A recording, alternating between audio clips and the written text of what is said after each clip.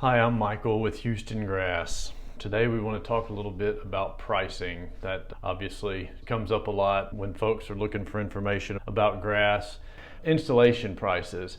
Installation prices can vary a lot. This is an update to the estimated installation costs. If your job is bare dirt and ready for installation, the cost will probably be between $100 and $115 per 450 square foot pallet.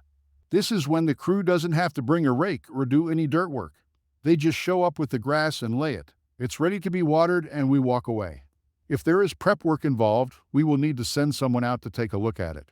That's because prep work can range from just a little minor grading to needing the old grass ripped out with a sod cutter and having new soil brought in. Then that new soil would need to be leveled before the new sod can be laid. When we get into that situation, we try to give you a range anyway, just so you know what you're looking at, and that's normally $600 to $650 per pallet. That's everything but the delivery.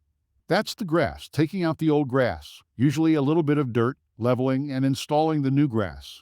Again, it's best to call us to get a quote for your project.